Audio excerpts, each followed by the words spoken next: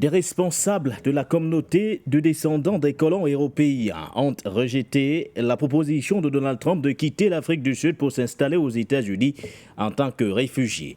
Lors d'une conférence de presse conjointe le 8 février dernier, l'Africaner Interest, le groupe de la société civile Afri Forum et le syndicat Solidarity ont déclaré sans équivoque que les Afrikaners n'iraient nulle part et que leur avenir se trouvait en Afrique et plus précisément en Afrique du Sud. Le prix à payer est-il tout simplement trop élevé? Revenant justement sur cette déclaration de Donald Trump, que répondre à l'administration Trump qui, rappelons-le, le 7 février dernier, a brandi de nouvelles menaces en décidant de cesser toute aide ou assistance à l'Afrique du Sud en raison de la violation des droits des Afrikaners. Nous en parlons dans quelques instants. Et puis, au moins 30 personnes ont été tuées par des groupes armés terroristes qui ont pris pour cible un convoi de véhicules civils escortés justement par les militaires maliens et les instructeurs russes du côté du nord du Mali. L'attaque a eu lieu vendredi dernier près de Kobe, à une trentaine de kilomètres de Gao. L'armée malienne a annoncé le 8 février au soir qu'elle était en train de traquer les ressortissants de cette attaque. Nous vous plongeons ce soir au cœur de la riposte des forces armées maliennes. Mesdames, messieurs, bonsoir à vous et bienvenue.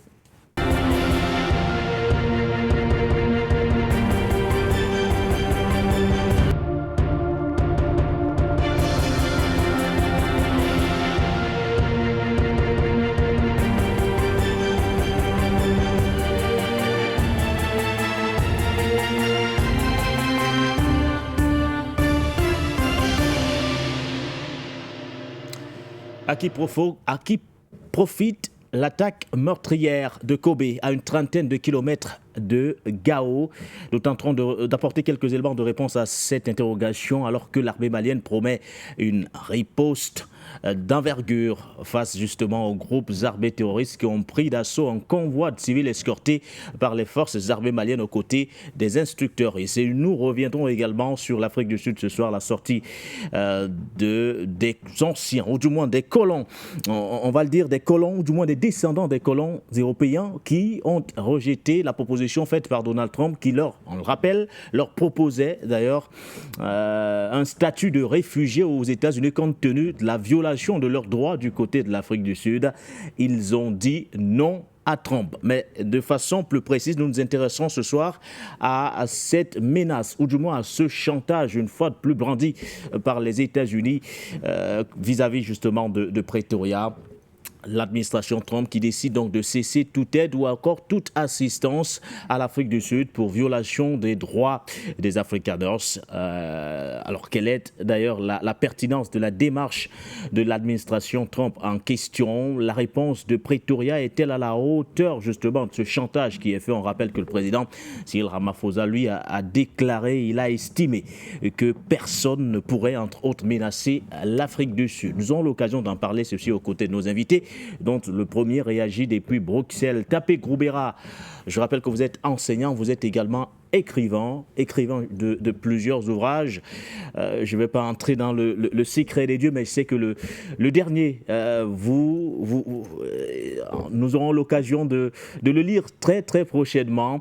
Mais bien avant, vous avez écrit d'autres œuvres. On pense notamment à l'ouvrage intitulé « Ces Africains ennemis des Africains » ou encore le dernier en date. On parle bien sûr de cet ouvrage intitulé « Et de Gaulle trahit l'Afrique ». Merci à vous, Tapé Groubera. Bonsoir. Bonsoir, M.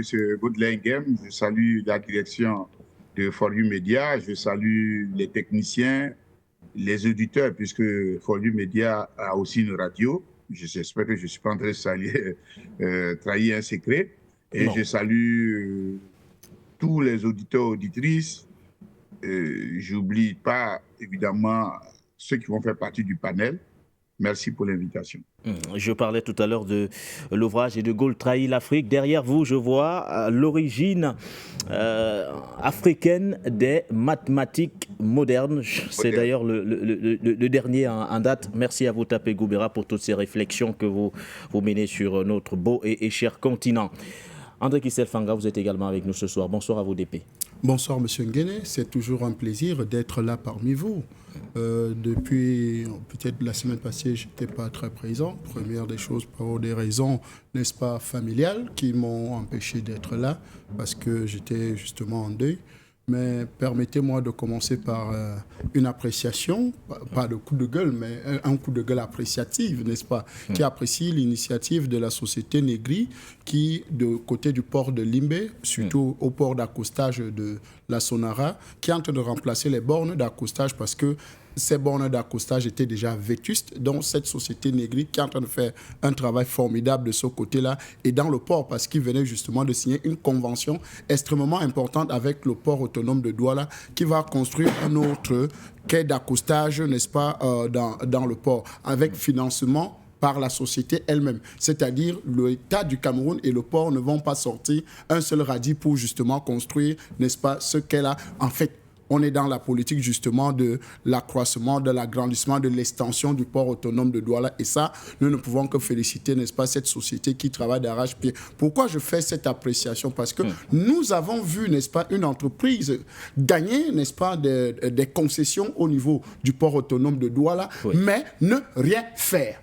Plutôt, puisons, n'est-ce pas, les ressources, n'est-ce pas, de notre pays pour davantage grossir son chiffre d'affaires ou bien s'engraisser.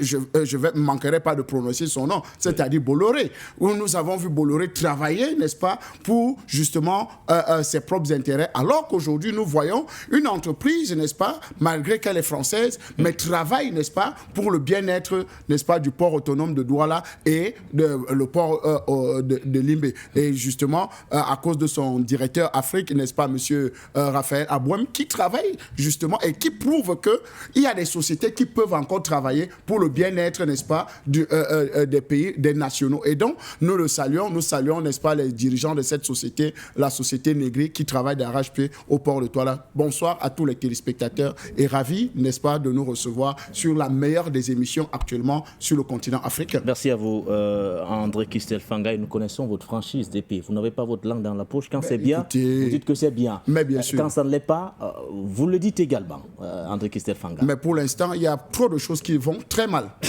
Je vous dis... On va rester sur le positif. Oui, on reste sur le positif. Vous avez commencé sur une note positive. Exactement. Ouais, on va justement poursuivre sur cette note positive. Je le rappelais d'ailleurs il y a quelques instants.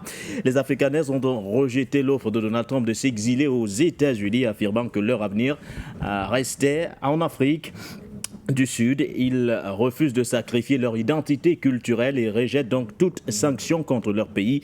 Donald Trump, on le rappelle, a suspendu l'aide américaine à Pretoria, dénonçant une loi qui peut priver les propriétaires de leur biens. Revenons tout d'abord sur l'essentiel à savoir autour de cette conférence de presse tenue du côté de l'Afrique du Sud le 8 février dernier. À Pretoria, ce 8 février 2025, des responsables de la communauté afrikaner, dont Solidarity et AfriForum, ont refusé la proposition de Donald Trump de quitter le pays pour s'installer aux États-Unis en tant que réfugié, en réponse à un décret publié la veille visant également le gel de l'aide de Washington à Pretoria. Nous aimons notre pays, nous ne voulons pas déménager ailleurs et nous n'allons pas demander à nos enfants maintenant de déménager dans un autre pays. Nous ne sommes pas européens. Le rapatriement des Afrikaners comme réfugiés n'est pas une solution pour nous. Flip Buys, président de Solidarity, a de son côté affirmé que même s'ils avaient des divergences avec le gouvernement, ils n'appelleraient pas à des mesures politico-économiques.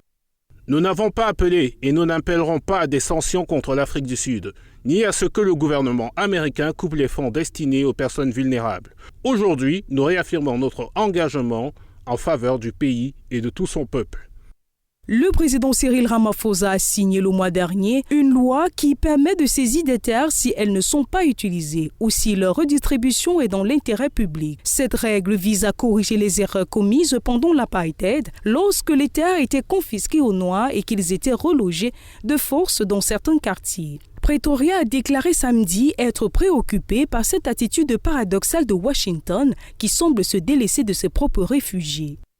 Il est ironique que le décret de Trump prévoit le statut de réfugié aux États-Unis pour un groupe d'Afrique du Sud qui reste parmi les plus privilégiés économiquement, tandis que des personnes vulnérables aux États-Unis en provenance d'autres parties du monde sont expulsées et se voient refuser l'asile malgré de réelles difficultés.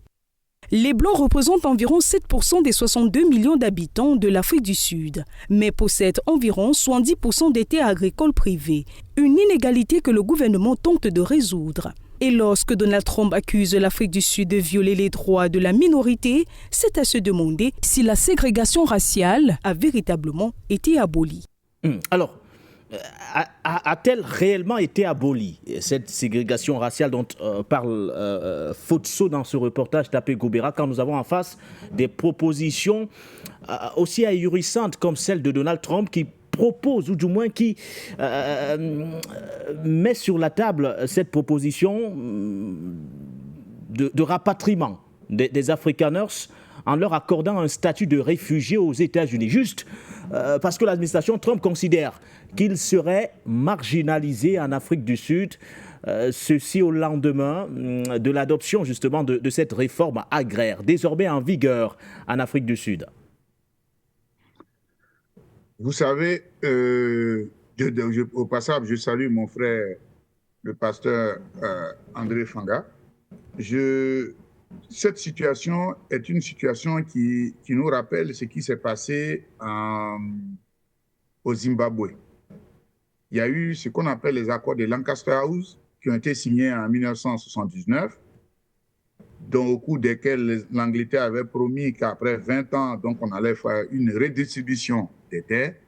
20 ans sont passés, 25 ans, lorsque le président Mugabe à l'époque a dit, mais écoutez, ça commence à faire trop puisque la population,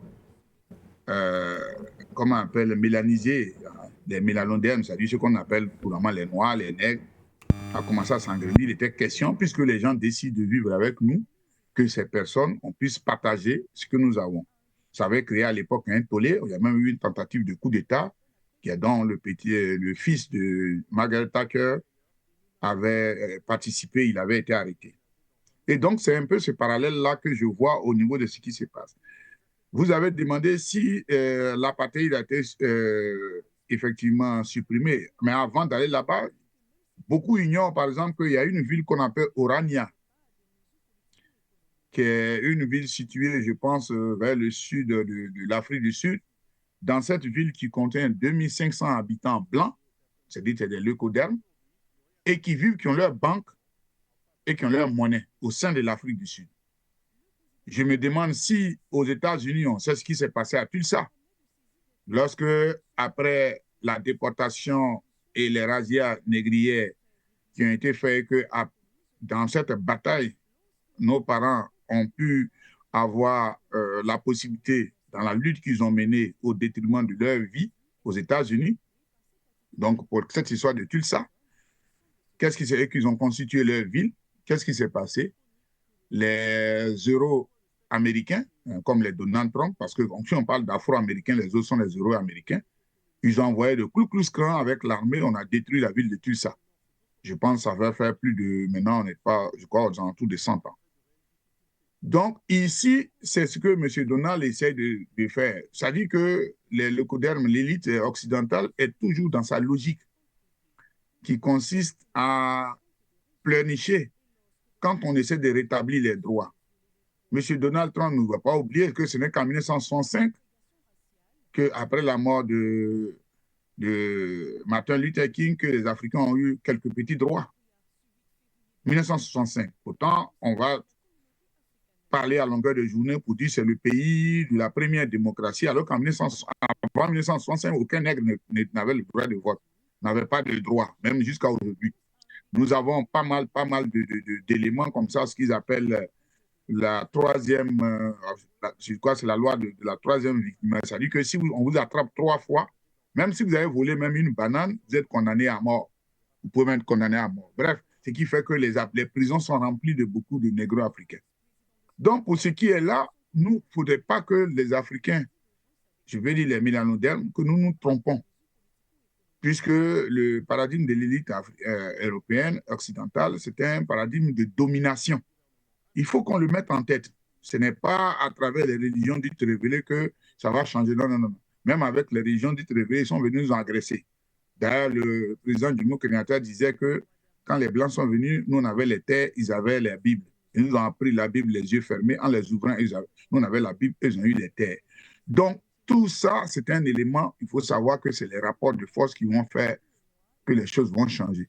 Et aujourd'hui, ce qui change, ce n'est pas du bon vouloir de l'élite occidentale qui est foncièrement raciste. Ça, je le dis. Moi, le raciste, ce n'est pas le citoyen. Nous baignons dans un système raciste.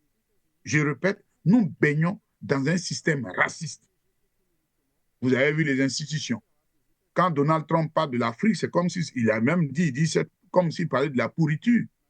Quand vous avez le petit Morveux de Macron, il parle de l'Afrique, c'est comme si on parlait de la pourriture.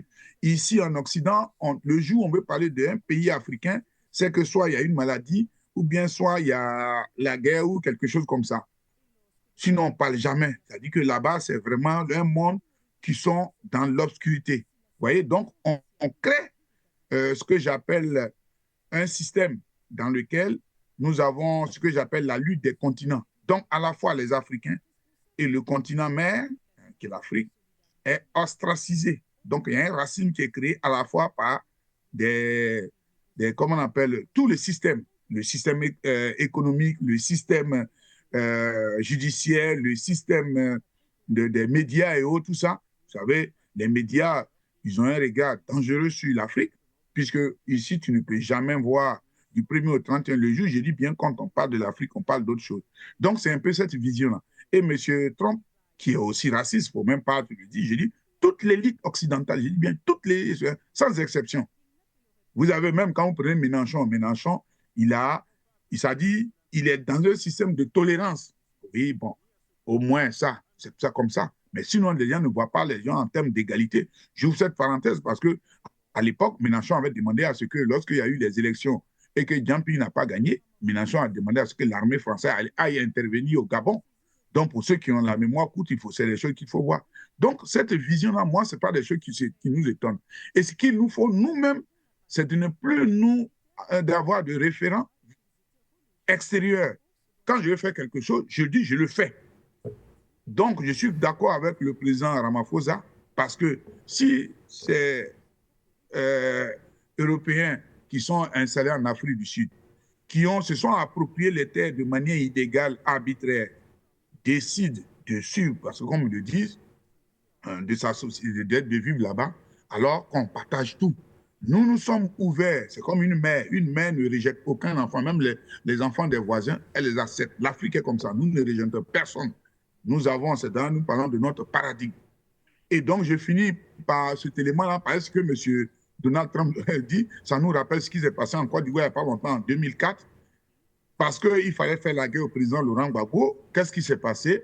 Les Français, après avoir détruit les aéronefs sous prétexte qu'on les aurait bombardés, ont créé un système pour dire aux Français quitter la Côte d'Ivoire pour faire plaisir à leur population, pour pouvoir accomplir leur dessein. Je parle il y a le 2004, pour pouvoir installer Ouattara, 2004. Donc, les Français, on a pris 43 vivements, on a même raconté sur les chaînes mainstream, ici, les médias mensonges, que oui, il y a des femmes qui ont été violées, alors qu'une femme n'a été approchée à plus forte raison. Et donc, on les a rapatriés. Chacun devait recevoir 400 €, alors que des gens qui vivaient très bien avec des médias. Après, quelques temps après, ils sont venus eux-mêmes en catimini. Donc, quand ces Africains disent ça, ils savent qu'aujourd'hui, les États-Unis, c'est un pays qui est en crise, c'est un pays qui est en déclin. C'est lui ceux qui ne le savent pas. Donc, Trump hérite d'un pays qui est en déclin. Il le sait. Et donc, tout ce qu'il fait, c'est le fanfaronnade. Il n'y a rien. C'est un pays qui est en déclin. Vous savez que Cuba vient d'entrer dans les BRICS. Ainsi de suite, vous allez voir, parce que nous sommes en train de privilégier le monde multipolaire. Et à partir de ce moment-là, les richesses sont ailleurs qu'en Occident. Et donc, ils seront obligés, lorsque nous allons établir des rapports de force, soit de venir négocier véritablement. Et donc, en prenant ces gens-là, alors que déjà aux États-Unis, c'est un pays qui est en crise, où des populations ont des difficultés pour vivre, vous allez encore surcharger la population. Eux, ils savent qu'en allant là-bas, leur vie ne va pas s'améliorer comme ça s'est passé avec les Français il y a plus d'une vingtaine d'années. Donc, c'est la même chose qui va se passer. Donc, ils sont conscients.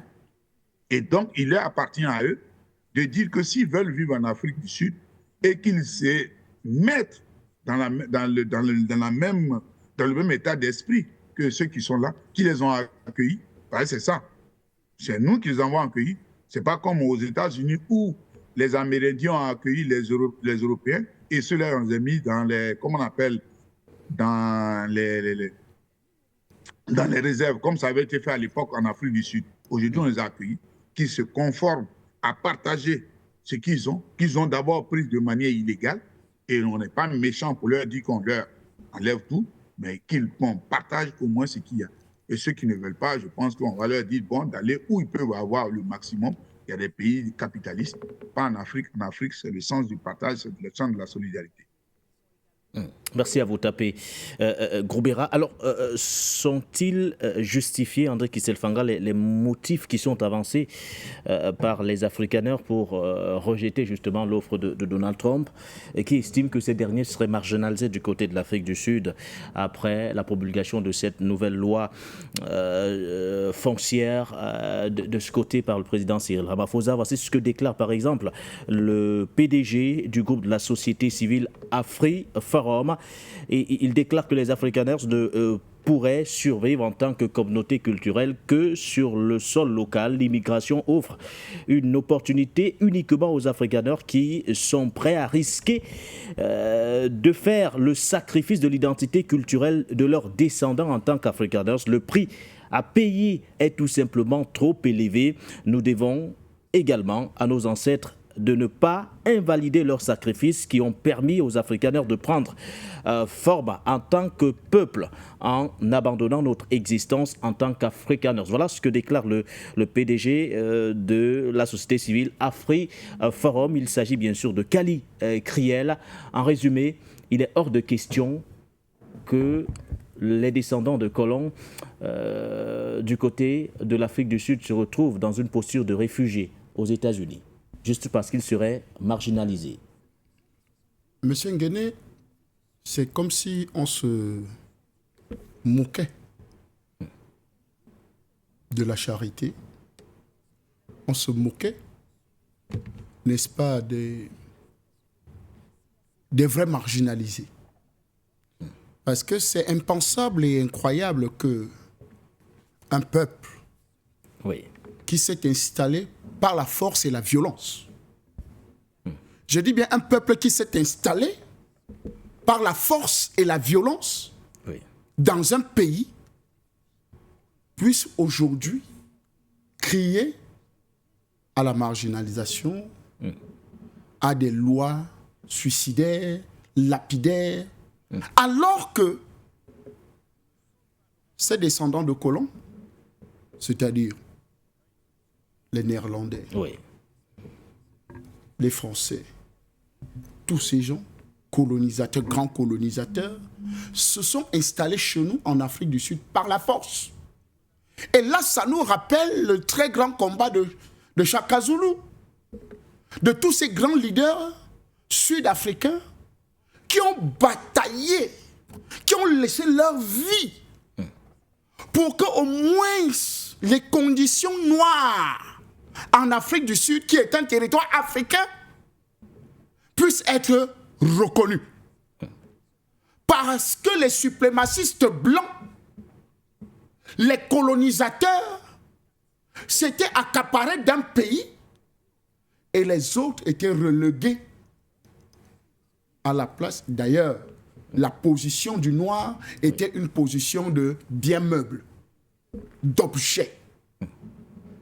Et la réaction de Trump, c'est justement une réaction de suprémacistes blancs qui pensent qu'ils peuvent faire un petit chantage à l'Afrique du Sud pour permettre, n'est-ce pas, à ces suprémacistes blancs installés en Afrique du Sud d'avoir une posture. Monsieur Nguéné. Mais il a brandi le chantage, la menace, ou du moins l'aide américaine qui est désormais suspendue.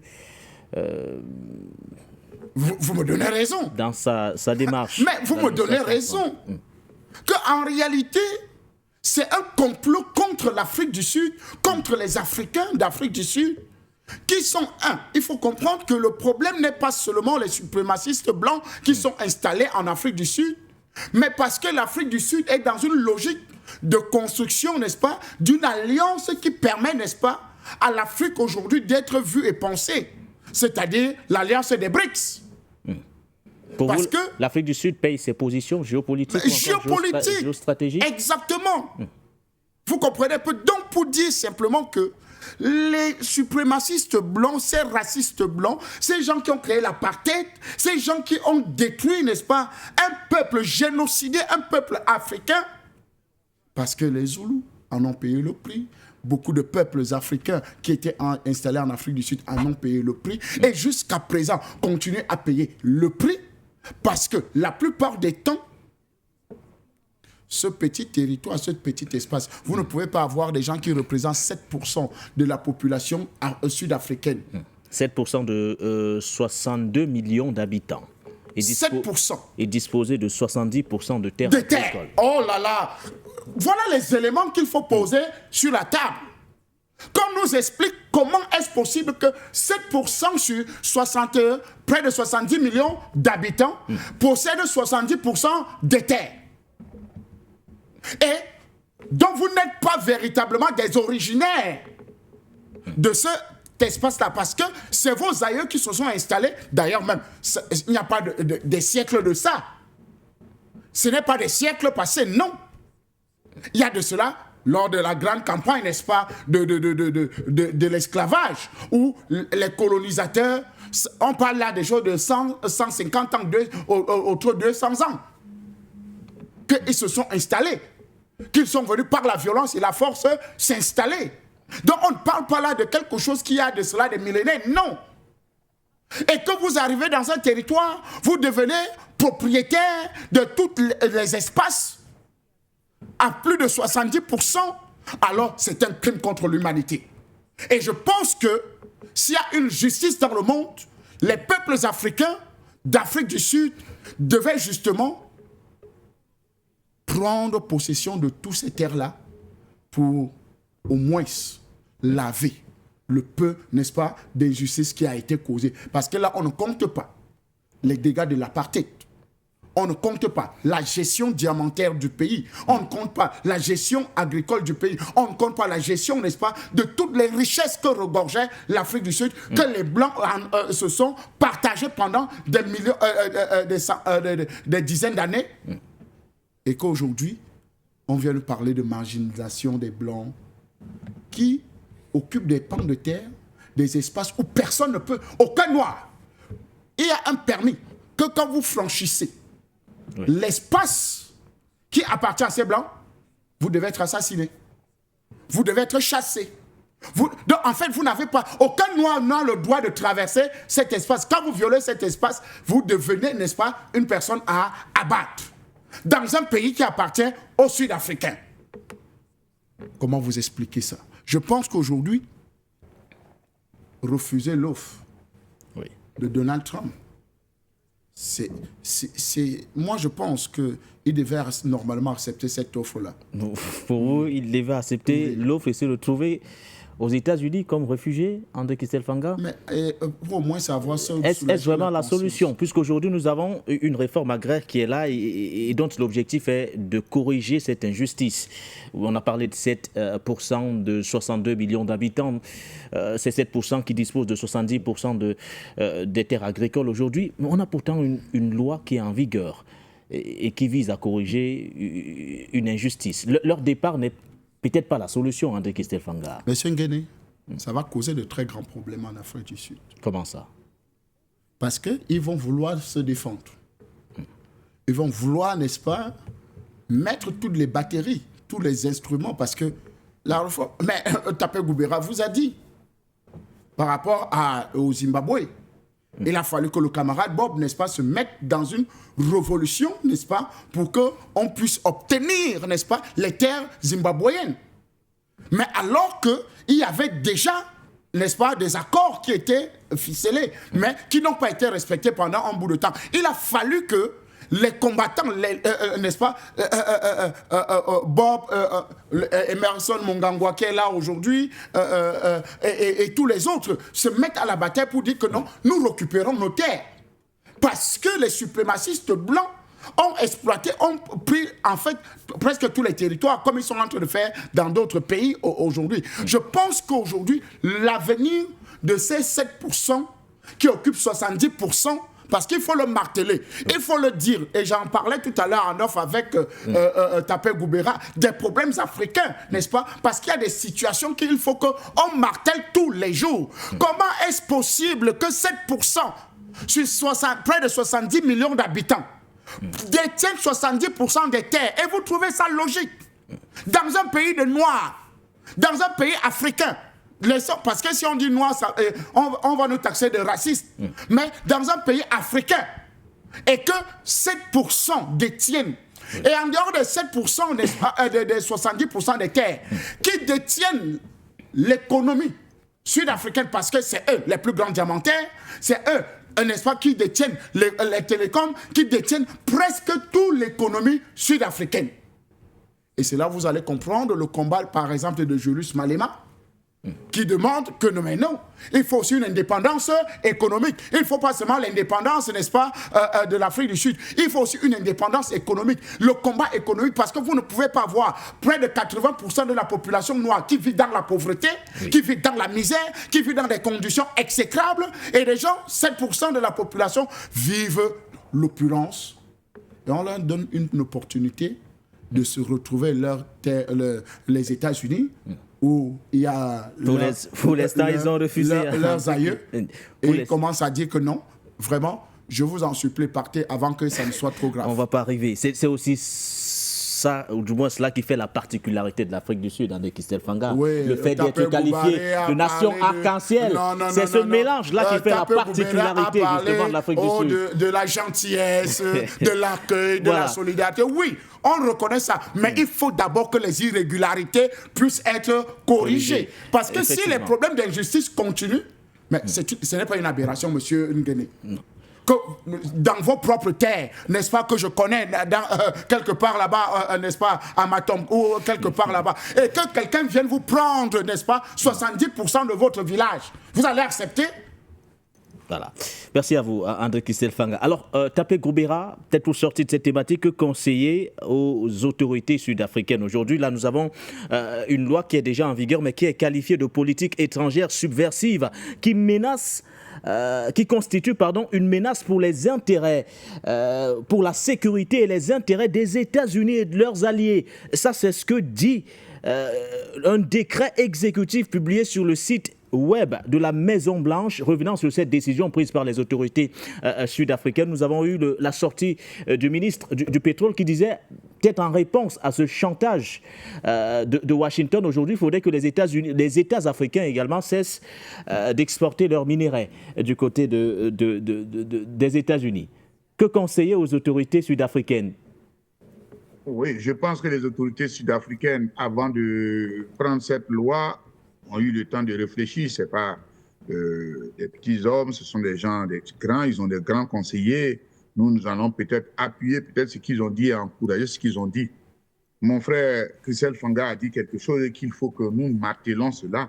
Effectivement, sur les 62 millions de Sud-Africains, vous avez seulement 5 millions. C'est ça qui représente 7%. Vous avez 5 millions de Sud-Africains sur 62 millions. Et ce sont eux qui ont près de 80% des richesses de ce pays. C'est impensable et inadmissible. Nous le disons parce que nous sommes membres de la diaspora africaine. Nous savons comment les gens nous traitent ici. Pourtant, nous ne cherchons même pas à occuper les terres. Nous ne cherchons même pas à prendre des choses ici. Nous voulons simplement, en respectant leurs lois, travailler. Même là encore, on organise des groupes ici et dont certains, parce que quand ils posent des actes, on leur dit que c'est des groupes isolés. Mais ce qu'on oublie, chaque fois qu'il y a eu des élections dans n'importe quel pays occidental, je reprends, chaque fois qu'il y a des élections dans un pays occidental, le premier thème, c'est l'immigration. Chaque fois. En Belgique, ici, on vient de, il y a, après 200, je sais plus, je crois 253 jours de choses, on a pu faire un gouvernement, je crois, c'est plus de 6 mois. Vous imaginez, ça aurait été un pays africain, après 6 mois, n'avait pas pu faire de gouvernement, il y a longtemps, on allait donner l'injonction de le faire, sinon on allait rentrer. Pourtant, c'est le pays centre de l'Union européenne. Ça fait à peine 2 semaines qu'ils ont fait. Pourtant, les élections ont eu lieu depuis le mois de mai. Le premier thème ici, c'est le thème de l'immigration. Pourtant, nous, immigrés, comme si on veut prendre le thème, nous représentons à peine 10%, à peine 10%, à peine 10%, à peine. Je parle des étrangers, je ne parle même pas des Africains. Quand je prends le cas de la Belgique, pour prendre le cas de la Belgique, la première communauté étrangère en Belgique, asseyez-vous bien, ce sont les Français en Belgique. Après, vous avez les Hollandais. Après les Hollandais, vous avez les Italiens. Et en quatrième position viennent les Marocains. Les Congolais ici sont entre la 7e et la 8e position. Pourtant, nous sommes ciblés. Ce sont les statistiques avérées. Quand on va parler des immigrés, on voit toujours les nègres et les mélanodermes. Donc, nous en subissons tous les jours.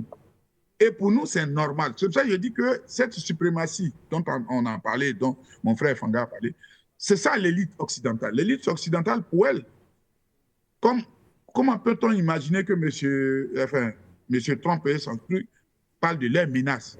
Mais ils sont de l'autre côté là-bas. Qu'est-ce que la décision de l'Afrique du Sud a à voir avec les menaces de leurs intérêts? Eux qui vont mettre des bases militaires partout. Ce n'est pas eux qui menacent la paix. Est-ce qu'ils ont déjà vu une base militaire de l'Afrique du Sud quelque part là-bas? Non. Mais ce sont eux qui ont leur base militaire en Afrique, notamment en Afrique australe. Je pense, si je ne me trompe pas, je crois que ça doit être... il y a un pays qui est non loin de Zimbabwe, je ne sais pas c'est lequel, je ne sais pas si c'est au Mozambique ou ça. Les Américains ont une base en Afrique, non loin de l'Afrique du Sud. Qui menace qui? Parce que dans leur tête, leur subconscient, ce sont eux les maîtres. Après Dieu, ce sont eux. C'est le blanc d'abord. C'est ça qu'on appelle la question du racisme. Le racisme, c'est hiérarchiser les populations. Donc, quand vous avez quelqu'un qui s'exprime comme ça, quand vous allez les dire, c'est le racisme. Il n'y a pas autre manière. Pour eux, ils sont au-dessus. Et les autres viennent en bas. Bon, maintenant, ils ne parlent plus de chinoiserie. Ils savent que les Chinois ont commencé à les atteindre. Mais comme nous, pour le moment, nous avons deux fois à la tête de nos États des gens qui sont aliénés, même auto-aliénés, qui continuent de croire que sans eux, ce sont des références, sans eux, alors que toute l'histoire, je dis bien, presque 90% de ce qu'on nous enseigne est faux. Ça, je mets quiconque au défi. Dans mon livre, j'en parle, c'est pas pour faire la publicité. Bref. Donc, pour vous dire qu'en réalité, on les prend comme des référents. Donc, le président sud-africain qui sait qu'il fait partie des BRICS, il sait, comme on dit chez nous, il a son pied sur caillou. Il sait sur quoi il est assis. Et il sait, et aujourd'hui, il a accepté dans son gouvernement, depuis Nelson Mandela jusqu'à lui, c'est la première fois qu'il y a un gouvernement de coalition où il y a des noirs et des blancs. Même au temps de Nelson Mandela, il y avait quelques conseillers, mais là, il y avait un parti qui est venu. Donc, ce qui veut dire que les Sud-Africains, les mélanodermes, ont accepté que nous tous, nous sommes ici, nous sommes héritiers de cette situation. Et donc, on va la vivre ensemble. C'est tout à fait normal que ce qui a été pris, on ne va pas vous déposséder. Ouais, c'est ça le sens. Contrairement à eux. Parce que vous imaginez l'effet inverse. Je vous ai parlé de Tulsa, ce qui s'est passé à Tulsa. Le quartier donc, où les Africains avaient fait des banques aux États-Unis. Un jour, au lendemain, on est venu avec les Ku Klux Klan et l'armée américaine. On a tué, on a détruit la ville, alors que les gens n'ont rien fait. Sous prétexte qu'il y avait un gars qui aurait, soi-disant, comment on appelle, agressé une fille blanche. On a détruit la ville en moins de 4 heures. La ville était détruite, des milliers de négro-africains assassinés. Mais nous, on ne demande pas ça. On demande simplement que ce qui est là soit partagé de manière équitable, même si ce n'est pas équitable, mais au moins qu'on puisse le faire. Et donc, je pense que le président Ramaphosa, il sait quand il prend cette disposition, et il a d'ailleurs bien fait. Parce que si c'était seulement un gouvernement où il y avait seulement des Sud-Africains noirs, je n'aime pas tellement ce thème, on aurait dit, ouais, non, dans ce gouvernement-là, vous avez des Blancs. Donc, c'est comme ça que cette loi est passée. Elle était adoptée au niveau du gouvernement, elle est passée au niveau du Parlement.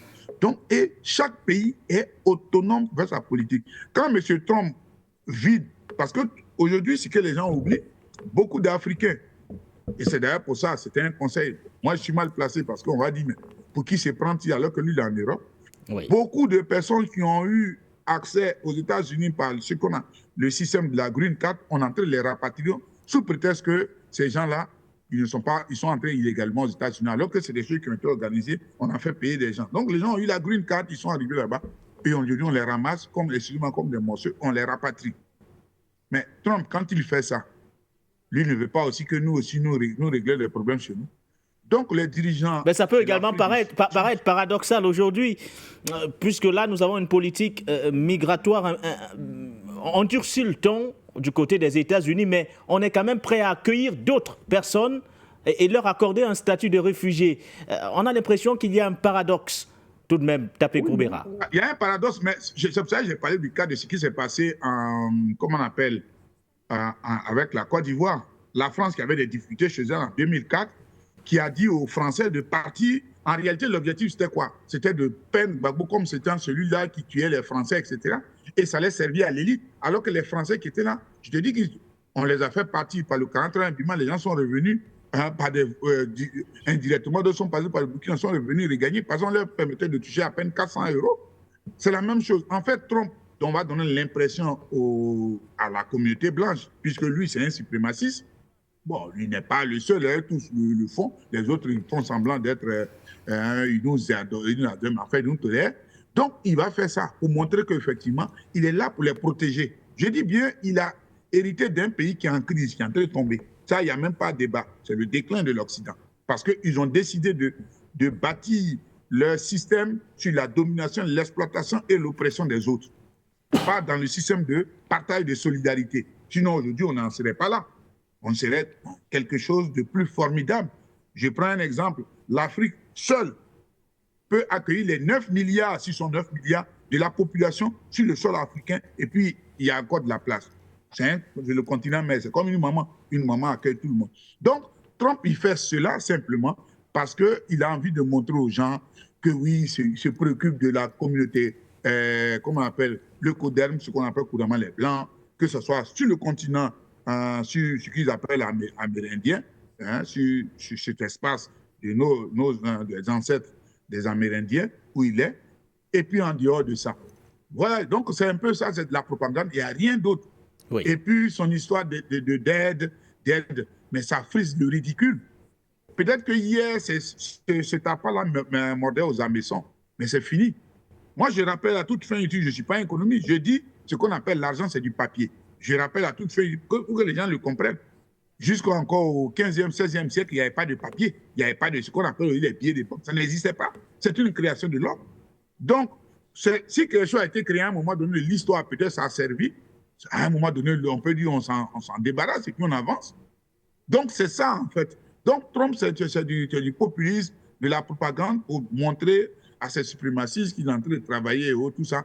Et puis, bon, lui, il pense que, bon, après lui, comme il dit, lui, il ne fait pas de guerre physique, il va faire une guerre économique. Et puis, ça va arriver jusqu'où? On a vu ce qui s'est passé avec l'Afrique du Sud, la Russie. Ils ont imposé plus de 2000 sanctions, finalement. Il y a eu l'effet boomerang. Aujourd'hui, nous sommes en train, ici en Europe, nous sommes en train de payer. Aujourd'hui, nous payons en Europe le déficit de cette voyousie. Et même pire, je l'avais, je crois, dit sur une de vos chaînes ici, il y a actuellement, vous avez au niveau de Bruxelles, excusez-moi si je fais cette chose, les armes qui sont retrouvées, qu'on a distribuées en Ukraine, dont d'autres ont été vendues en business, se sont retrouvées il n'y a pas longtemps, il y a à peine une semaine, jeudi passé, les gens ont utilisé des armes de guerre par les trafiquants de drogue, alors que le président, à l'époque, son nom m'échappe, celui qui est venu avant Tinubu, avait dit que ces mêmes armes se sont retrouvées en Afrique sur le combat. Le président Ibé l'a dit, aujourd'hui, ces mêmes armes se trouvent aujourd'hui ici en Belgique, la fois donnée à Bruxelles, et on voit les photos où les gens marchent avec des armes de guerre. Vous voyez le drame que les gens ont fait dans cette histoire d'opération spéciale en voulant soit aider, alors que c'était un pays très permissible, comme on appelle l'Ukraine, avec une élite très corrompue. Donc, on a vendu des armes à gauche, à droite. Et aujourd'hui, c'est ça, c'est ce drame que nous sommes en train de vivre. Au lieu de chercher à résoudre ces problèmes, il veut faire du populisme. Donc, voilà en fait ce qu'il en est. Voilà. Nous allons avancer, messieurs, en évoquant cette fois la principale thématique de cette émission du Point sur l'actualité. Je ne sais pas si vous aviez quelque chose à ajouter. Je voulais juste ajouter un élément. Je pense qu'aujourd'hui, le réveil de l'Afrique, justement, amène à la prise de ce genre de décrets et de décisions et de lois. Et il ne faut pas que les gens soient surpris. Parce que le président Ramaphosa aujourd'hui est dans une posture où on ne peut pas avoir une gouvernance, n'est-ce pas? On ne peut pas vouloir travailler pour le bien-être de ces populations parce que vous avez une population de près de 92%, 13%, qui aujourd'hui manque de terre, manque de culture, manque de travail, manque de beaucoup de choses. Et que c'est une minorité qui détient, n'est-ce pas, ces différents espaces-là. Et donc, vous voulez travailler comment? Vous allez travailler comment? Et vous savez que ces suprémacistes blancs sont hyper jaloux de ces espaces-là. Donc, vous ne pouvez pas les toucher. Donc, il faut justement que des lois rigides, parce que ce n'est pas seulement une loi, il y a le Parlement qui agit, n'est-ce pas, dans ce sens-là, et l'État accompagne ces lois-là pour justement, c'est pour le bien-être des populations. Et donc, cette révolution africaine passe aussi par ce genre de décision. Et donc, je pense qu'il faut que les chefs d'État africains, où il y a ces injustices-là, puissent prendre des décisions qui vont corriger justement ces injustices-là.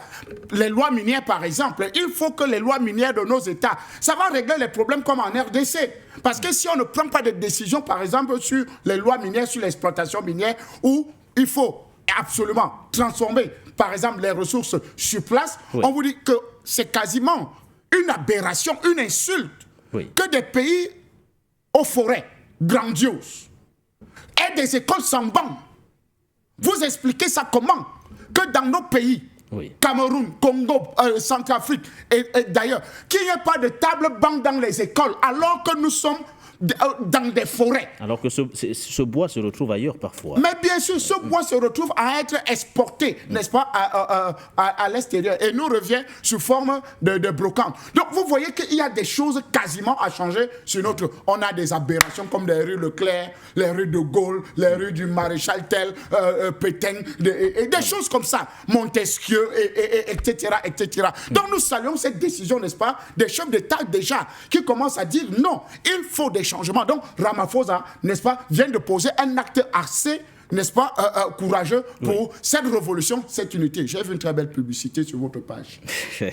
Voilà, 7% des 62 millions d'habitants en Afrique du Sud, les Blancs représentent d'ailleurs 7% de ces 62 millions d'habitants, mais disposent de 70% de terres agricoles et privées. Le gouvernement sud-africain affirme aujourd'hui que cette inégalité doit donc être corrigée. C'est d'ailleurs ce qui justifie la thématique d'accueil de cette émission du Point sur l'actualité, qui nous sert d'ailleurs de transition pour évoquer cette attaque lâche et barbare contre un convoi de civils. Nous sommes du côté du nord du Mali. L'attaque a eu lieu vendredi dernier près de Kobe, à une trentaine de kilomètres de Gao. L'armée malienne a annoncé le 8 février qu'elle était en train de traquer les responsables de cette attaque. Et du coup, nous vous plongeons d'ailleurs à l'instant au cœur de cette riposte des forces armées maliennes. Reportage. L'embuscade terroriste a eu lieu entre les villes de Gao et d'Ansongo, dans le nord du pays. Selon un transporteur rescapé, les djihadistes ont tendu une embuscade à l'escorte du convoi et ont ouvert le feu sur tout le monde sans distinction pour faire le maximum de victimes, tandis que les soldats et la police tentaient de réagir. Les soldats maliens se trouvaient dans une dizaine de véhicules protégeant un convoi de 22 minibus, 6 gros bus et 8 camions. Selon certaines sources, le nombre de victimes approche les 50 personnes. Des opérations de ratissage des forces armées maliennes ont déjà permis de retrouver 19 corps de terroristes abandonnés ainsi que des armes. Pendant les violents combats, Les terroristes repoussés dans leur repli ont délibérément ciblé des passagers civils en débandade dans la panique. Malgré la prompte réaction des FAMA à ces tirs, 3 véhicules civils ont été atteints, causant la mort de 25 civils et la blessure de 13 autres, majoritairement des jeunes orpailleurs étrangers en partance pour la mine d'or de Ntahaka, dans la région de Gao. Les opérations de ratissage des FAMA toujours en cours ont retrouvé 19 corps terroristes abandonnés et 4 autres blessés, ainsi que plusieurs armes et matériel de guerre récupérés. Dans le communiqué de l'état-major général des armées, les victimes civiles étaient principalement des jeunes orpailleurs étrangers qui se rendaient dans une mine d'or de la région de Gao. Ces derniers mois, l'axe routier Ansongo-Gao a été le théâtre d'attaques attribuées aux djihadistes, visant à la fois les forces armées maliennes et les civils. Le Mali est confronté à de graves problèmes de sécurité liés aux violences commises par des groupes liés à Al-Qaïda et à l'État islamique, ainsi que par des bandits. En janvier, l'armée malienne a déclaré avoir arrêté un chef de premier plan de l'État islamique et tué plusieurs combattants dans une opération dans la région de Gao. Et avant de vous passer la parole, messieurs, nous nous inclinons bien évidemment devant la mémoire de toutes les civils, de toutes les victimes civiles d'ailleurs de cette attaque lâche et barbare. On parle d'un convoi escorté d'ailleurs par les forces armées maliennes aux côtés des instructeurs russes. Un convoi attaqué donc par les groupes armés terroristes. Le bilan fait état d'une trentaine de morts selon les forces armées maliennes qui, dans un communiqué que je m'apprête d'ailleurs à vous lire, ont promis une traque. Voici ce que dit le communiqué. L'état-major général des armées informe l'opinion nationale que les FAMA poursuivent les terroristes auteurs de l'attaque contre l'escorte entre Gao et Ansongo du 7 février 2025. Ce 8 février 2025, une patrouille de recherche a reconnu les secteurs de Djebok, Iran, Ting Takarbat et de Gargouna dans la région de Gao. Aux environs de 18h, 4 terroristes ont été neutralisés, 3 motos calcinées, des armes et munitions récupérées pendant un accrochage à 40 km d'Aoussa Foulani. L'opération de recherche et de traque des terroristes continue. Unis, nous vaincrons. Le communiqué a été d'ailleurs publié le 8 avril 2025. Tapé Groubera, commentaire justement sur cette offensive des groupes armés maliennes, mais surtout en face, la vaillance des forces armées maliennes, plus que jamais aujourd'hui engagées dans la traque de tous les responsables de cette attaque lâche et barbare. Merci. Déjà, vous avez demandé à ce que nous ayons une pensée très pieuse pour tous ces frères et sœurs, certainement, je suppose, qui ont été lâchement abattus par les mercenaires. Moi, je ne parlerai jamais de djihadistes ou bien de terroristes. Ce sont des mercenaires. Parce que, comme je l'ai dit déjà plusieurs fois sur votre chaîne ici, un homme normal ne peut pas dire pendant 2, 3, 4 ans à ses enfants et sa femme que je suis terroriste. Ça ne veut rien dire. C'est-à-dire que si vous continuez de faire la terreur partout, c'est qu'effectivement, vous payez. Donc, ce sont des mercenaires.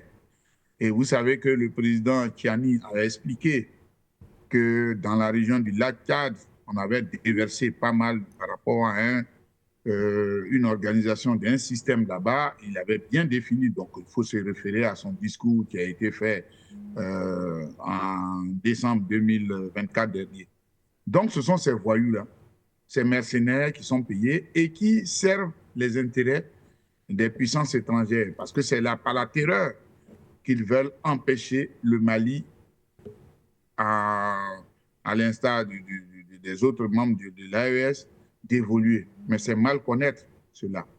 Et il faut reconnaître que s'il y a eu cette trentaine de personnes qui ont transité, qui ont perdu la vie, c'est certainement, comme on l'a dit, c'était des civils. Oui. Et vous savez que le civil qui n'est pas habitué aux armes, et surtout, certainement, il y a eu beaucoup de panique, il me semble, parce que vous imaginez, vous n'avez jamais entendu des armes, vous êtes en train de voyager, vous attendez. Bon, à partir du moment où peut-être que les consignes n'ont pas été respectées, ou bien peut-être qu'on n'a pas tellement voulu parler de consignes pensant que ce n'était pas possible, ce n'a jamais eu lieu. Donc, je pense que c'est cette panique qui a fait, parce que dans de tels cas, logiquement, ce qui aurait été intéressant, c'est que des gens sortent du véhicule, mais se couchent. Bon, d'autres ont tenté de fuir, c'est plus facile. Lorsque vous fuyez, il y a des gens qui sont dans les embuscades, souvent même sans vous rendre compte, puisque le militaire, lui, il sait il entend le premier coup, le deuxième, il sait d'où vient le tireur. Or, vous qui êtes des civils, vous courez, vous entendez, parce que quand vous entendez une détonation, la balle est déjà partie. Donc, la plupart des civils couraient un peu. Je n'étais pas là-bas, mais je suppose que c'est ce qui s'est passé, c'est ce qui a occasionné cela. Il faut louer et saluer la bravoure des militaires, des FAMA, des militaires maliens, qui ont répliqué, parce que dans un contexte difficile, parce que si nous voyons, on nous parle de 22 camions de civils, plus de minibus, plus 6 camions de gros camions, etc. Ça veut dire que si nous comptabilisons, nous sommes aux alentours de 500. Aux alentours de 500. Ils ont pu réussir à empêcher qu'on tue tous, parce que l'objectif, comme disait un des rescapés, c'était de faire le maximum de morts. C'est-à-dire nous nous inclinons devant la mort de toutes ces personnes qui ont été lâchement assassinées par ces mercenaires, mais c'est plutôt le professionnalisme et la bravoure des militaires maliens qui ont non seulement empêché qu'il y ait je peux même parler de génocide, et qui ont réussi à maîtriser le groupe de voyous mercenaires qui ont été envoyés. Donc, saluons à la juste valeur. Cela montre à quel point que ceux au Mali qui sont dans cette logique de dire oui, bon, on n'a qu'à faire les élections, ce sont des naïfs. Soit ils sont des naïfs ou bien ils sont coupables aussi de l'assassinat des Maliens. Parce qu'aujourd'hui, ce n'est pas cette histoire d'assassinat, des élections qui vont résoudre le problème. On a interposé, on a déversé dans cette zone des mercenaires qui sont payés royalement, qui sont armés tous les jours et qui ont un objectif, puisque c'est des gens qui n'ont pas d'avenir. Et leur avenir se trouve derrière eux. Donc leur objectif, c'est d'assassiner le maximum de personnes avant de passer de vie à trépas. Donc cela, il faut les maîtriser, les neutraliser. Et je pense que cette action doit être dans la tête de tout un chacun. Même si on dit comparaison n'est pas raison, je rappelle que le général de Gaulle, dont les gens citent toujours, quand il est arrivé au pouvoir en 1944, il n'a pas été élu. Après, il a démissionné le 20 janvier 1946. Mais quand il est revenu le 15 mai 1958, il n'a pas encore été élu. La première fois où le général de Gaulle a été élu, c'est le 23 décembre 1965. Le reste, il a permis de stabiliser la France. Pourtant, la guerre était finie. Ici, nous sommes en guerre. Nous sommes en guerre contre des voyous, des mercenaires armés par l'Occident qui veut s'approprier nos ressources. Parce que pour eux, nous sommes des sous-hommes, nous n'avons pas le droit. Il faut qu'on ait à la tête une petite élite qui leur brade tout ce que nous avons et ça va permettre à leurs ONG de venir faire leur business. Vous avez vu qu'avec le fait que Trump dise que le USAID n'existe plus, vous avez vu comment les gens ont commencé à pleurer parce que c'était un élément qui servait pour l'exploitation. Et c'est pour cela qu'il faut être vigilant dans cette histoire des ONG. Il n'y a pas de ONG africaines en Europe. Pourquoi est-ce que nous, des ONG viennent? Et quand elles viennent, elles servent plus les intérêts parce qu'elles permettent d'aller dans des structures, dans les pays le plus profond, de voir dans quelle localité. Et souvent, les gens vont souvent même avec des militaires déguisés, des géologues qui vont comment on appelle, recenser le matériel et les ressources dans ces différents pays. Donc, les histoires de ONG, là, il faut qu'on arrête ça maintenant. Donc, vraiment, bravo aux FAMA d'avoir permis d'éviter ce qu'ils avaient promis à leur maître, même si nous regrettons la mort de ces 32 personnes. Mais vraiment, bravo. Et ça montre que, comme on disait Nelson Mandela, dans toute bataille, soit tu gagnes ou tu apprends. Ça veut dire que dorénavant, un tel convoi, je pense qu'il va être suivi du drone, de telle sorte que dès qu'il y a une petite escarmouche, pour ne pas prendre l'expression de l'autre, les drones vont agir. Et c'est donc c'est le lieu de dire que nous devons rester vigilants. Comme disait le président Laurent Gbagbo, le serpent n'est pas mort, il ne faut pas laisser tomber le bateau. Voilà. On va afficher les codes d'accès et dans quelques instants, nous écouterons également les avis de nos téléspectateurs. Il y a le bilan, bien sûr, André Kistel Fanga, mais au-delà des pertes en vies humaines aujourd'hui, on a l'impression que rien ne pourra arrêter les FAMA dans cette opération de traque des responsables de cette attaque meurtrière. Je pense qu'aujourd'hui, les FAMA sont dans une phase, n'est-ce pas, de démonstration que nous n'avons jamais été une armée faible. Nous avons juste été inféodés par un pouvoir qui n'avait pas la capacité de prendre des décisions politiques assez importantes.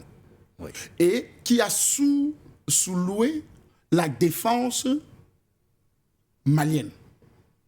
Parce que l'arrivée de Barkhane, ou bien Serval, en 2013, n'est justifiée par rien. C'est une décision à tue-tête. Et pendant que Barkhane arrive, soi-disant qu'il y avait des velléités terroristes. On a quand même vu le président François Hollande célébrer, estimant que c'était le plus beau jour de sa vie du côté du Mali. C'est malheureux parce que M. Hollande ne nous a jamais présenté, n'est-ce pas, un soldat, un terroriste neutralisé, un vrai terroriste neutralisé, des actions, n'est-ce pas, de ces forces-là françaises, n'est-ce pas, et la force européenne Takuba, la task force. Ils ont quand même parlé de 57 soldats français tués au Sahel. Au Sahel. En 10 ans, André Kisselfanga. En 10 ans de présence. Oui, écoutez, je pense que c'est malheureux quand des gens, on pensait qu'ils étaient assez intelligents, mais on comprend que tous ces présidents français et la politique française, ils ne sont pas assez intelligents. Parce que s'ils étaient intelligents, ils auraient fermé leur clapet, ils n'auraient pas dit certaines choses, n'est-ce pas, pour que, quand même, en 10 ans, vous perdez 57 hommes, alors que vous êtes là pour lutter contre le terrorisme et vous n'avez aucun terroriste d'envergure éliminé, tué, avec près de 10 000 hommes. Parce que quand on fait la comptabilité, première arrivée des forces Barkhane, n'est-ce pas, c'est en 2013, c'est 5 600 hommes. Vous avez 5 600 hommes. Évaluation du ministère de la Défense, n'est-ce pas, les terroristes sont entre 300 et 1000. Bon, ils ont changé parce que j'en ai tellement parlé, ils ont dit que c'est 3000. Même jusque-là, le ratio entre 5 600 hommes, près de 7 000 hommes, contre 3000 terroristes. Ça veut dire qu'en une semaine, vous éradiquez le terrorisme au Mali. Mais ça a pris 10 ans, avec augmentation des effectifs, avec plus encore l'ajout des autres forces, n'est-ce pas, pour venir lutter pour la même chose, c'est-à-dire Takuba, c'est MINUSMA. Oui, la MINUSMA. La MINUSMA. Donc, on avait presque sur le territoire malien près de 50 000 hommes étrangers pour lutter pour une seule chose. Le terrorisme qui était évalué à près de 3000 hommes. Sans compter le matériel. Donc vous comprenez que ça a été l'une des plus grosses duperies.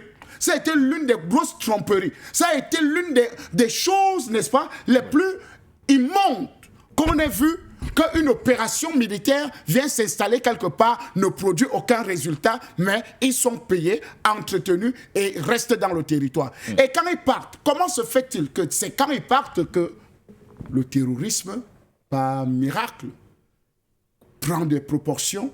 Heureusement que l'armée malienne, en moins d'1 an, opération récupération Gao, récupération Kidal, récupération de presque tout le territoire malien qui était occupé par le terrorisme et le djihadisme. Ça, c'est des petits épiphénomènes, c'est-à-dire les petites résistances, des attaques lâches et barbares. La preuve en est sur des civils et non sur des militaires. Et donc vous comprenez que la cible a changé maintenant de camp chez les terroristes. Pourquoi s'en prendre aux civils? C'est quoi le message? Mais pour essayer de faire croire, n'est-ce pas, donner raison à la force Barkhane qui est partie aux autorités françaises, en fait aux impérialistes, que non, nous sommes partis, le terrorisme a repris du poids de la bête, n'est-ce pas, au Mali. Vous voyez un peu? Et donc, d'ailleurs, vous avez vu des rapports, les différents rapports des ONG, des médias mainstream, n'est-ce pas, sur ces 3 pays-là par rapport au terrorisme, pour essayer de faire croire que non, ces différents États sont incapables de gérer, n'est-ce pas, les questions terroristes sur leur territoire. Alors que nous avons vu Menaka, nous avons vu Gao, nous avons vu, n'est-ce pas, Kidal, nous avons vu tous ces territoires-là, presque jusqu'à la frontière entre l'Algérie, être totalement libérés. Donc, c'est des petites, n'est-ce pas, escapades, des gens qui se cachent encore dans des petits espaces et qui se fondent même à la population, qui essaient de faire poser ce genre d'actes. Mais nous pouvons le dire clairement, les FAMA sont une fierté africaine aujourd'hui. Et nous pouvons dire bravo à ces FAMA-là. Nous pouvons dire bravo, n'est-ce pas, au général, n'est-ce pas, président de la transition du Mali, qui a su, n'est-ce pas, donner une impulsion à cette armée-là, d'ailleurs qui n'a jamais été faible, je rappelle ça, parce que Assimi Goïta, commandant des troupes, poursuivant les terroristes jusqu'à dans les Ifogas, dans leur dernier retranchement, c'est l'armée française qui vient s'interposer avec le général du Tchad, président, n'est-ce pas, de la transition, président élu, parce qu'il a déjà été élu, du Tchad, Mahamat Idriss, qui était justement à cette force, cette coalition de forces-là, pour justement libérer le Mali de ces djihadistes-là. Mais l'armée française s'est interposée pour dire stop, n'avancez plus. Donc vous comprenez que cette armée n'a jamais été faible, c'est juste qu'elle n'a pas eu les moyens, les espaces, pour sortir le des pays. décret, n'est-ce pas, tous les éléments nécessaires pour justement lutter contre le terrorisme. Aujourd'hui que ces éléments sont là, nous voyons les résultats. Et aujourd'hui, elles peuvent pleinement se mouvoir. Également au niveau de l'espace du Liptako-Gourma, avec la mutualisation des efforts avec justement les armées burkinabées ou encore nigériennes.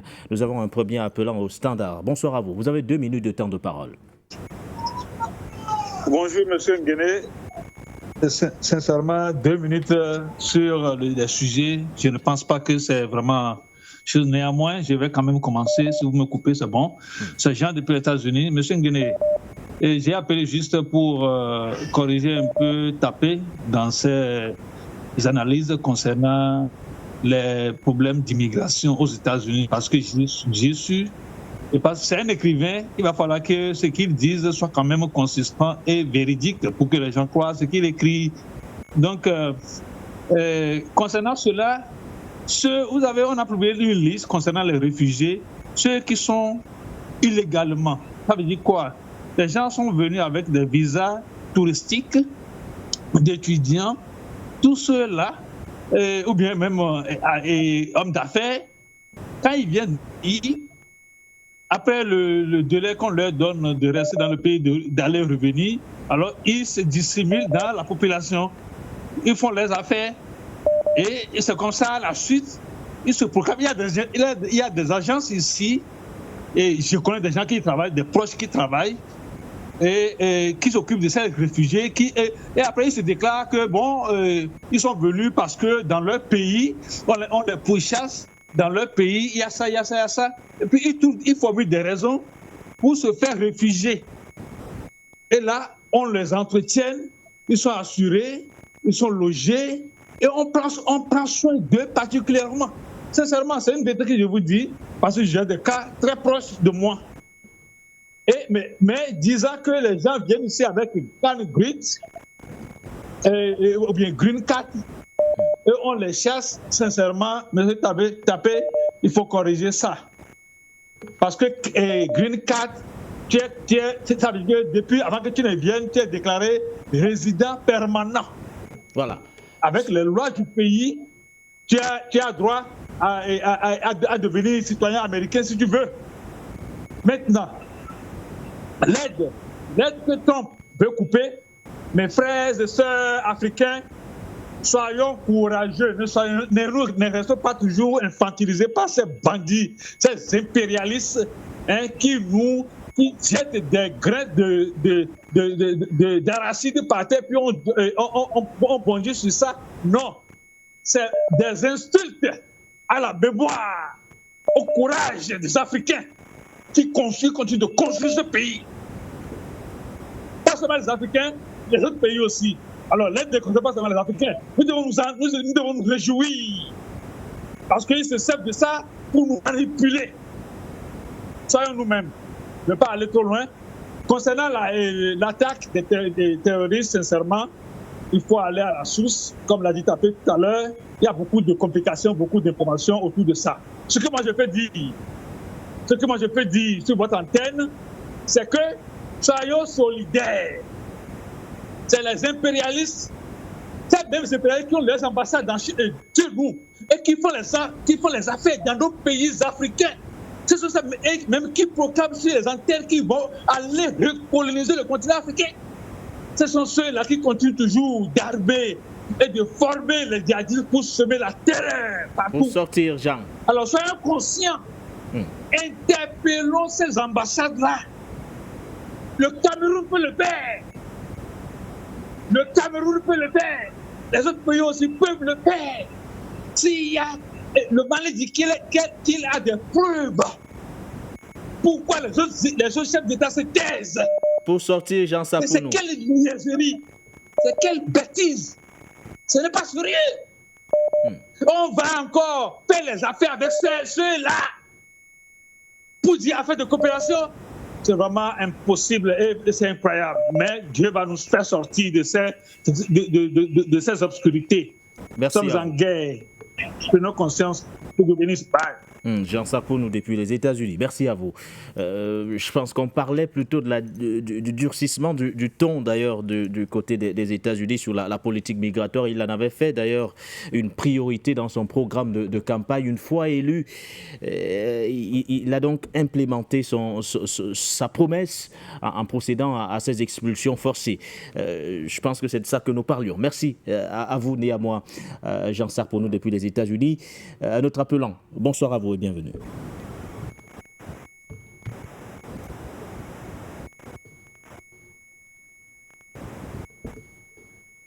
Allô, bonsoir et bienvenue sur For You Media Africa.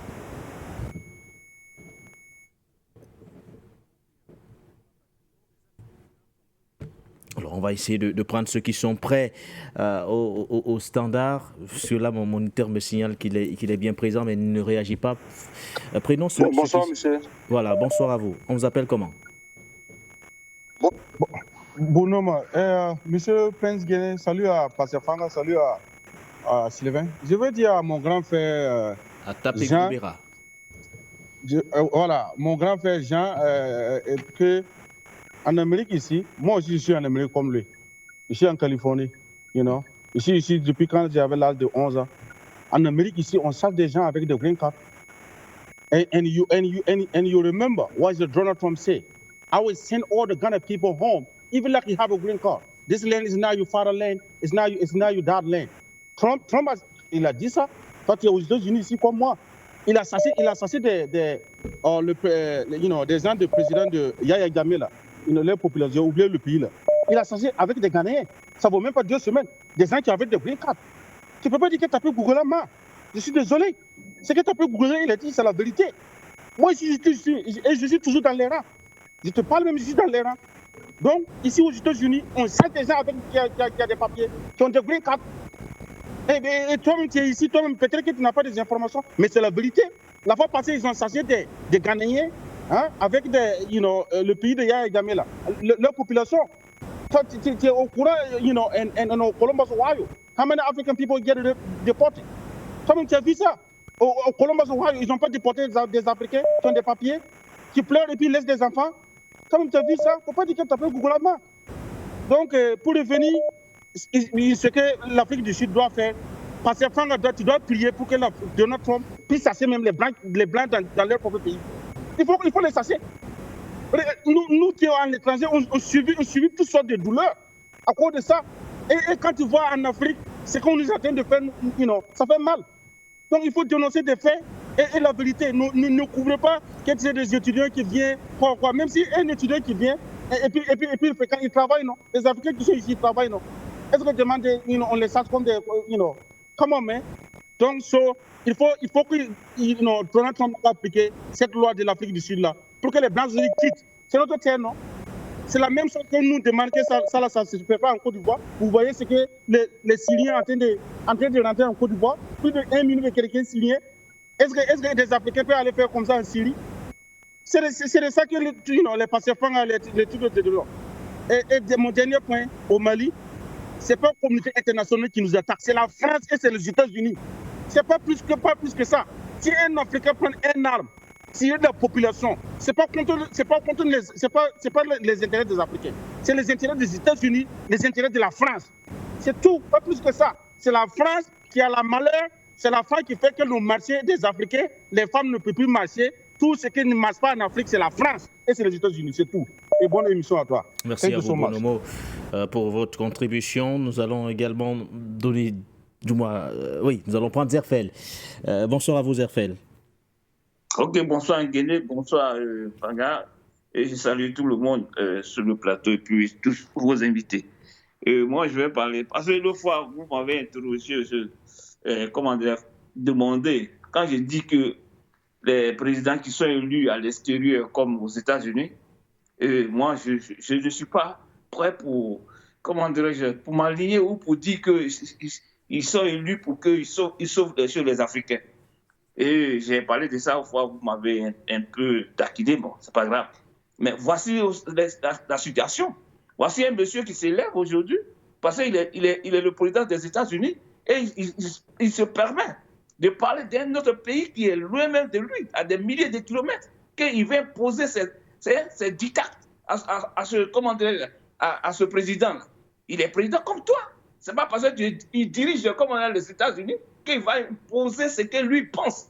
Alors, tous ces Africains qui sont aujourd'hui, depuis l'apartheid, qui sont aujourd'hui parqués dans certains trucs qui n'ont même pas de terre, or que c'est la terre de leurs ancêtres que ces colons ont occupée, et quand on leur demande de donner un peu de terre pour que les autres puissent aussi manger comme eux, il y a un petit bonhomme parce qu'il a de l'argent, donc il peut mettre sa bouche partout, il peut récupérer les pays mais qui ne l'appartiennent pas. Non, c'est pas comme ça.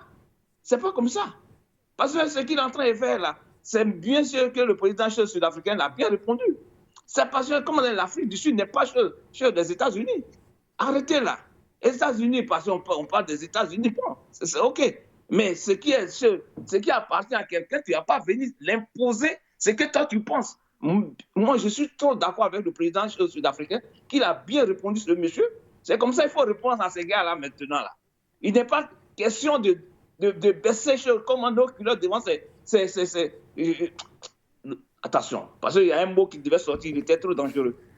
Devant ces messieurs-là, qui se disent toujours inférieurs à l'homme noir, il faut qu'ils arrêtent ça. Il faut qu'ils arrêtent ça. Il est temps maintenant qu'on se parle, face à face et puis yeux dans yeux pour qu'on se dise la vérité, pour qu'on se respecte. Aujourd'hui, on n'a pas besoin de leur aide. On n'a pas besoin de leur aide. L'aide là. L'argent là, ça quitte en Afrique.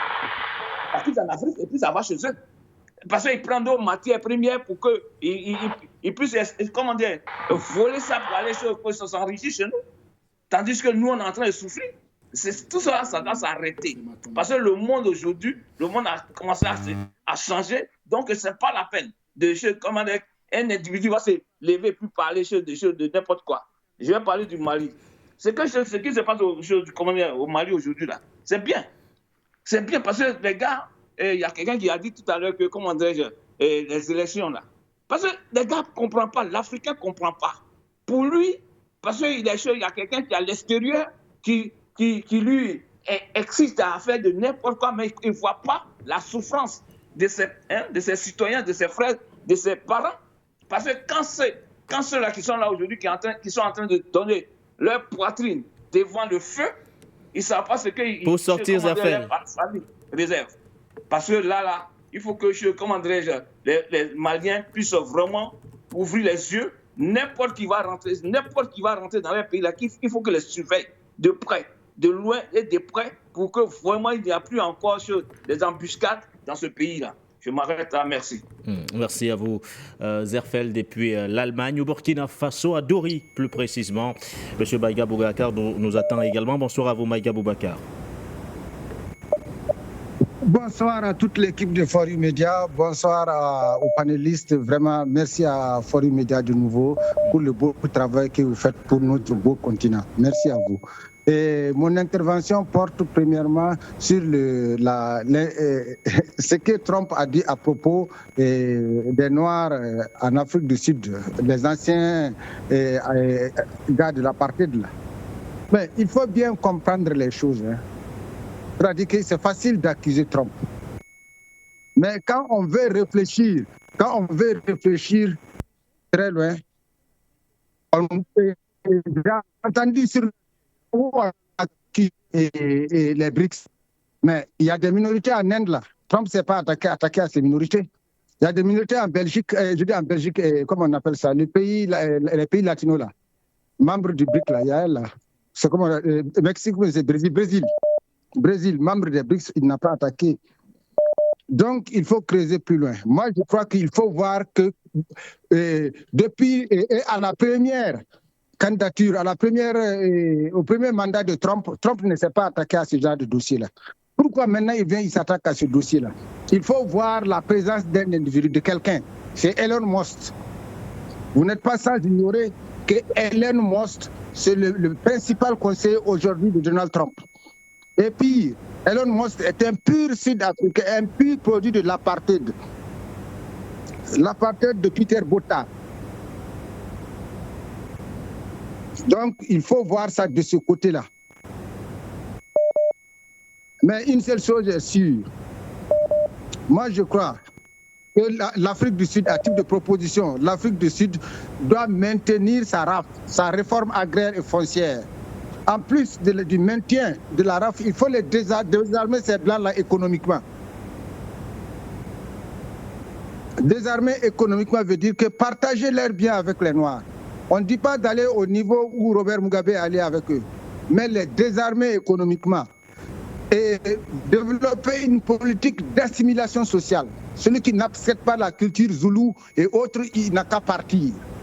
Il va danser zoulou, il va parler zoulou, il va manger à la zoulou, il va causer à la zoulou. Voilà ce que les dirigeants d'Afrique du Sud, les Cyril Ramaphosa, là, doivent développer cette politique-là. Voilà ce que moi je propose. Parce que les choses ne sont pas compliquées. Hein. C'est Elon Musk qui est en train de manipuler. Et pire, et vous le verrez avec la Chine, où il est en train de perdre ses marchés.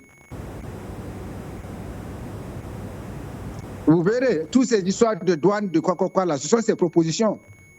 Parce que son affaire, son deal est menacé. Bon, revenons maintenant sur la question malienne. La question des attaques, là, il faut comprendre que le terrorisme est vaincu.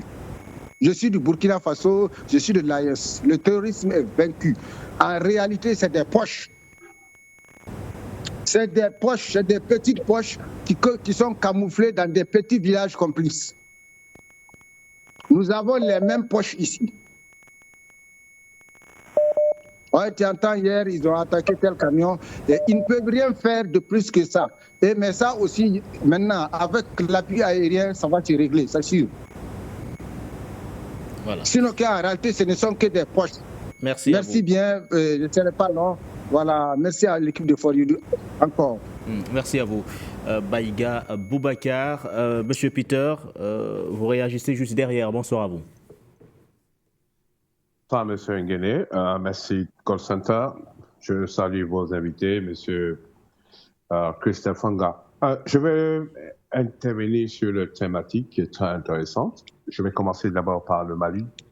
Quand vous voyez ce genre d'événements qui se sont passés à Gao, il faut comprendre dans la profondeur des actions qui ont été menées parce que j'ai appelé pour comprendre un peu ce qui se passait réellement parce que j'avais des présomptions. Mais on m'a fait savoir que l'objectif de cette attaque était de s'aimer le trouble au sein de la population pour les pousser à la révolte sur la soi-disant sécurité nationale du Mali, alors que les attaques se perpétuent, ça et là, donc les gens ne sont pas en sécurité et ils ne peuvent pas voyager. Donc, malheureusement pour eux, ce coup a échoué puisque le pouvoir en place a su réagir promptement et on a retrouvé beaucoup de corps du camp ennemi avec les 25 morts que nous avons dénombrés. Donc, le Mali sait qu'on n'est pas encore en paix, ils sont en guerre et il faut aller les traquer jusqu'au dernier rempart. Mais la chose qu'il faut souligner, c'est qu'il y a des infiltrés au sein même de l'armée du Mali qui continuent de travailler pour l'ex-colon. Et c'est dommage, mais il faut que ces gens-là soient très vite rattrapés afin de pouvoir les mettre complètement hors d'état de nuit. Sinon, ils vont empêcher cette révolution qui est en train d'être faite au Mali. Voilà ce que je voulais dire là-dessus. Maintenant, le second point, par rapport à M. Donald Trump. Moi, je pense que M. Ramaphosa a dû tenir compte des revendications de Julius Mabela. Pourquoi je dis ça? Parce que Julius Mabela, dans ses meetings que j'ai essayé de regarder depuis quelques jours, il insistait sur l'injustice qui a été faite au peuple noir sud-africain. Et il n'a cessé de rappeler dans ses meetings et ses discours que l'Afrique du Sud est d'abord un peuple noir et que ceux qui sont venus, on les a adoptés par imposition. Donc, quand ils sont venus, ils ont colonisé le pays, imposé des langues et aussi.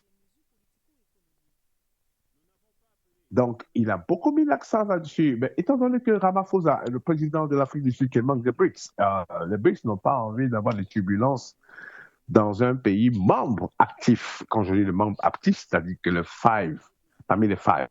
Donc, il a dû, je dis bien il a dû, je ne suis pas à sa place pour décider, il a dû se pencher sur cette revendication pour calmer un peu l'opposant viruleux, pas véreux, mais viruleux, en l'appellant de Julius Mabela, et fait sortir ce sujet très sensible pour la communauté, le CODEM, comme m'a dit votre invité sur le Skype, parce que c'est quelque chose de très sensible qu'aucun président sud-africain n'a pu émettre sur la table, mais aujourd'hui Ramaphosa l'a sorti, donc ça fait un gros couac. Et je vous rappelle que ça va aller jusqu'au bout, jusqu'à ce que les Blancs sud-africains, même s'il y a eu le pardon au temps de Nelson Mandela, on sait comment Mandela a été libéré, ok? Mais il faut qu'il y ait une satisfaction morale d'abord de la communauté noire, Zoulou, Xhosa et autres qui sont là-bas. Les autres là, ce sont les Indiens, et mélange de malgaches et consorts, ce sont des importés. Nous tous, on sait selon l'histoire qu'il y avait 3 ou 4 peuples en Afrique du Sud. Il y avait les Zoulous, les peuples proches du Botswana et du Swaziland. Cette réforme doit être mise en place, quelle que soit la réaction des Blancs, parce que l'Afrique du Sud va être visée par des sanctions, si ça n'a déjà pas commencé. Mais s'ils résistent et qu'ils tiennent bon, je pense que, comme Donald Trump a tendu la main aux Blancs sud-africains, excusez-moi de ce thème péjoratif, eh bien, ils n'auront pas d'autre choix, parce qu'à l'époque, au Zimbabwe, les Anglais qui étaient au Zimbabwe avaient un passeport britannique. Au cas où ça tournait mal, ils pouvaient retourner en Grande-Bretagne. Donc, ceux-là, les Boers là, qui sont grands majoritaires dans la province de l'Orange, ils n'auront pas d'autre choix, soit de se plier, soit de faire la guerre à l'État sud-africain. Mais ce qui est vraiment impensable. Donc, nous allons nous retrouver dans, je peux dire, des scénarios qui ont existé même aux États-Unis. Voilà. Donc, je vais m'arrêter ici, et je vous dis merci beaucoup. Bonne soirée et bonne continuation. Bye. Bonne soirée également à vous. Monsieur Peter, nous allons rapidement prendre un dernier. Monsieur Kamdem qui est avec nous. Bonsoir à vous. Oui, bonsoir mon frère Nguédé. Bonsoir à mon frère Fanga qui est là, que j'apprécie d'ailleurs beaucoup et à qui je souhaite aussi la bonne fête puisqu'il n'est pas encore vieux, il est encore tout jeune. On est jeune de 0,7 à 77 ans. Alors lorsque j'ai fini de le dire, mon frère Nguédé, je demande à l'armée malienne de rester en permanence en éveil. Il faut qu'elle soit en éveil parce que la France n'a jamais baissé les bras. Il faudrait qu'elle mette sur pied, n'est-ce pas, un système de balayage, n'est-ce pas, des rues empruntées tous les jours par le peuple malien. Et il faut mettre un système de filature des militaires en civil, n'est-ce pas, entre la population. Pourquoi? Parce que cette attaque, malheureusement, lâche, qui a ôté la vie à plus de 25 personnes, est une, n'est-ce pas, une activité bien coordonnée de la France qui jusqu'à aujourd'hui n'a jamais baissé les bras. Et ils me souviennent dans les années 80, lorsque le Cameroun était victime d'une attaque de ce genre, le tout premier président camerounais, de recruter mémoire, M. Aïdio, avait dit, dans son discours, lors de la prise de parole à 20 heures après cette attaque, avait dit « Les oiseaux de mauvais augure ont tenté de renverser le gouvernement. L'armée a fait son travail et rien que son travail. » Alors, c'est vous dire que les oiseaux de mauvais augure, bien encadrés par la France, ont tenté de renverser le gouvernement malien en s'attaquant aux civils au convoi. Il faudrait que l'armée malienne fasse son travail et rien que son travail.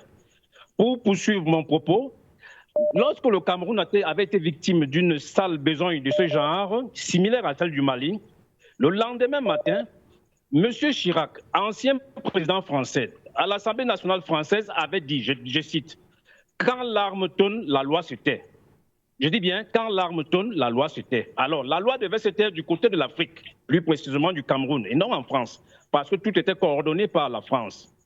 C'est vous dire que lorsque cette attaque a eu lieu, aucune ONG n'a écrit, aucun responsable des droits de l'homme n'a écrit pour dire « Nous sommes de tout cœur avec les Maliens, voilà les civils qui ont été tués ». Personne ne l'a fait. Alors, je reviens encore au Cameroun, je parle de la France pour le Cameroun, en vous disant, lorsque nous avons été attaqués plusieurs fois par la secte, la nébuleuse Boko Haram, l'armée camerounaise, plus précisément le BIR, avec la coordination et l'accord de l'armée nigériane, était allée débusquer cette nébuleuse dans les forêts nigérianes de Zambissa. Et je crois que le bilan pour cette nébuleuse avait été très lourd, où pendant un certain moment, le Cameroun avait connu la paix.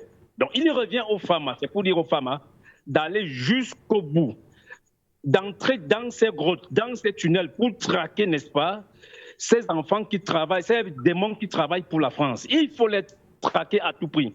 Et surtout, l'ONG qui lèvera la tête pour vouloir faire un rapport à ce sujet devra être expulsée immédiatement du Mali. Et ceci concerne d'ailleurs tous les pays de l'AES. Donc voilà ma modeste contribution. Merci bien et bonsoir à vous. Merci à vous, Monsieur Kamdem. Alors, messieurs, rapidement un tour de table, André Kistelfanga, quels enseignements tirer justement de